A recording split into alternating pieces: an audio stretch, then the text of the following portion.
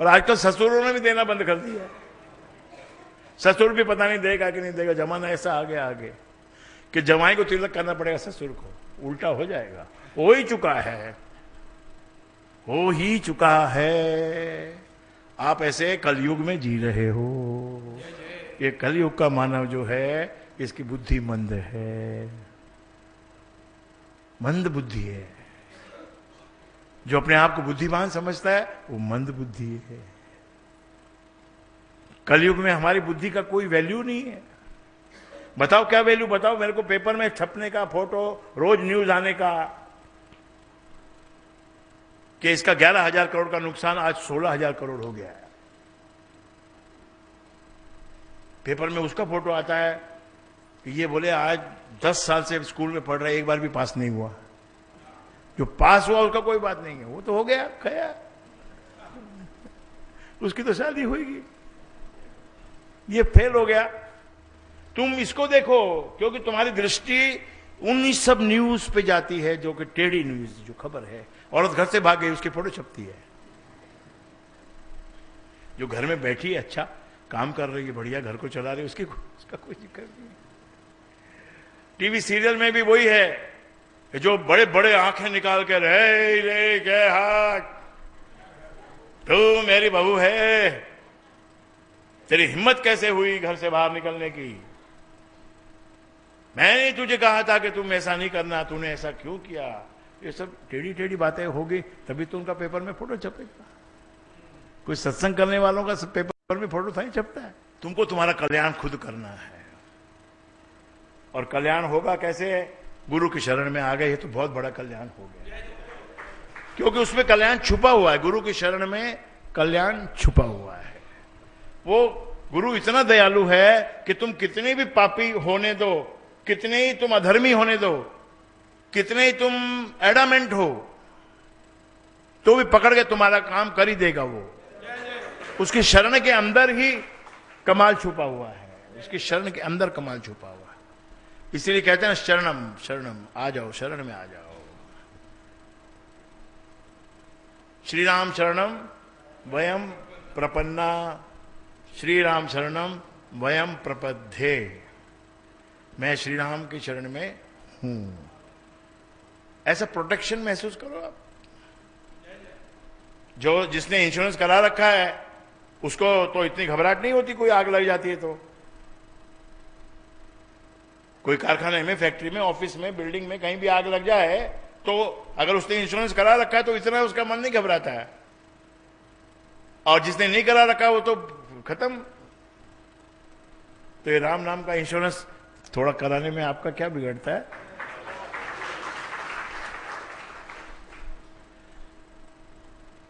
और देखो, एक और भी बात याद रखो, पुण्य जो तुम करते हो उसका फल तुमको मिलेगा।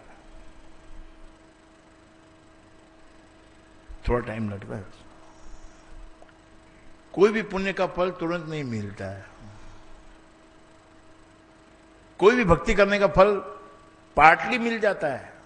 जो उसका आनंद का जो पार्ट है ना, वो तो मिल जाता है, लेकिन उसका फल नहीं मिलता है। सबसे अगर तुमको सटीक फल चाहिए कि मैं करूं और मिले, ऐसा सटीक अगर तुमको फल चाहिए तो उसके लिए तुमको ध्यान करना पड़ता है। ध्यान एक ऐसी क्रिया है, ऐसी वस्तु है जिसका फल तुरंत मिलता है, और हम करते नहीं हैं। सत्कर्म का भी फल मिलता है। आपने दान दिया, उसका आगे भविष्य में आपको उसका फल मिलेगा। सत्कर्म किया, उसका फल आपको मिलेगा। आवश्यक नहीं कि कल ही मिल जाएगा। कई दफा तो बहुत सारा सत्कर्म करने के बाद मुसीबत आ जाती है, क्योंकि मुसीबत तो आ ही रही थी पीछे से, वो तो तुम्हारे प्रारब्ध में थी। एक प्रारब्ध से मुसीबत आती है, एक तुम्हारे लालच से मुसीबत आती है। एक मुसीबत पीछे से आती है प्रारब्ध के कारण, पीछे जो कुछ किया था उसके कारण आती है। अब किसी का बाप कर्जा लेके मर गया तो उसके लड़के के पास तो आएंगे ही ना कि भाई तेरे बाप ने कर्जा लिया था। वो आज ठीक है, आज का जमाना ऐसा होगा कि भाई बाप ने लिया था, बाप चला गया, बाप के पास जाके मांगो, मेरे पास नहीं आना।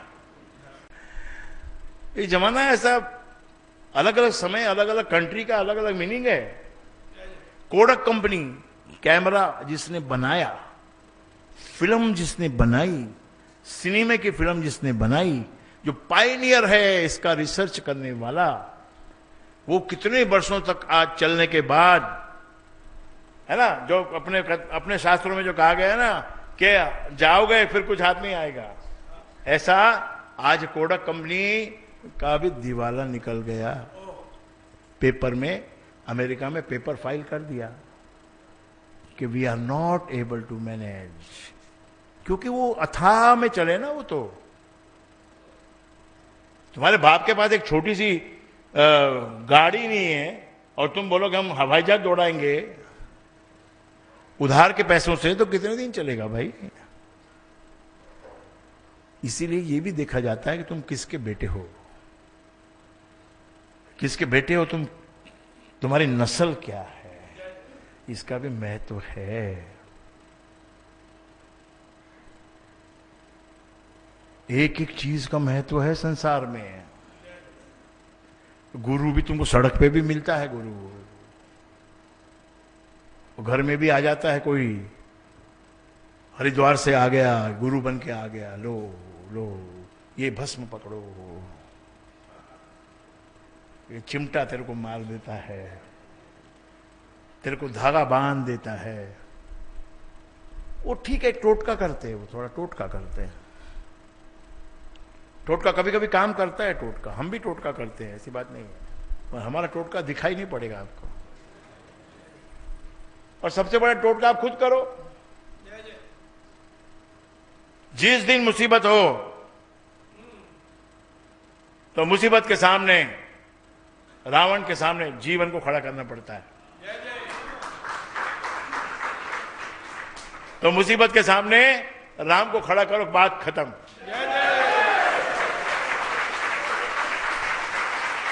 आजा भैया, हाँ भैया, कितनी बड़ी मुसीबत है, अच्छा इतनी बड़ी मुसीबत, मेरा राम देखो कितना बड़ा है। तेरी क्या औकात है इसके सामने भाई, कोई औकात ही नहीं है तेरी। क्यों इसकी औकात इतनी बड़ी है, कुछ चाहिए ही नहीं। सबसे बड़ा शहंशाह कौन है? जिसको कुछ नहीं चाहिए वो शहंशाह है।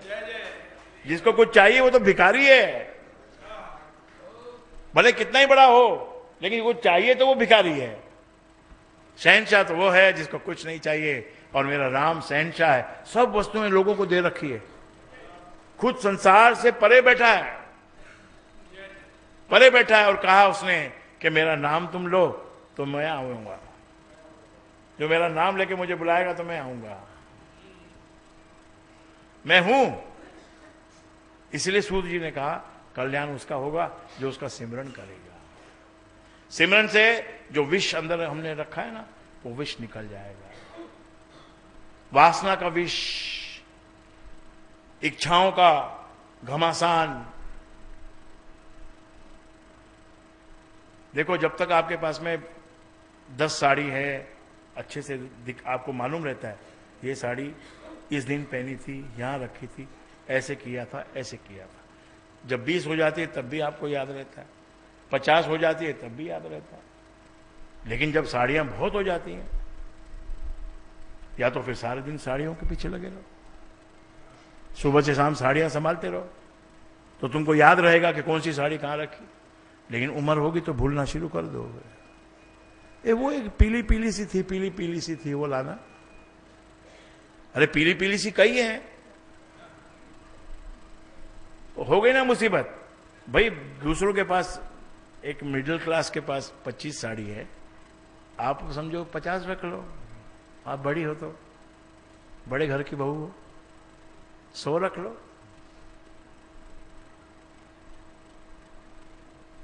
बहुत बड़ा अगर आपने अलमारा बना लिया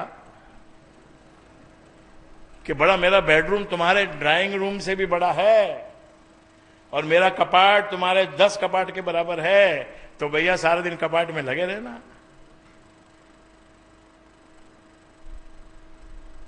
कि हम सुबह में ब्रेड बटर बिस्किट और पिज्जा और आमलेट ये सब खाते हैं, कॉर्नफ्लेक खाते हैं। कितना गलत व्यवहार हमको सिखाया जाता है। धंधे वाले सिखाते हैं, बिजनेस करने वाले सिखाते हैं, अमेरिकन हमको सिखाते हैं, अमेरिकन की टेक्नोलॉजी हमको सिखाती है, एमबीए पढ़े हुए स्टूडेंट्स को बेवकूफ बनाते हैं।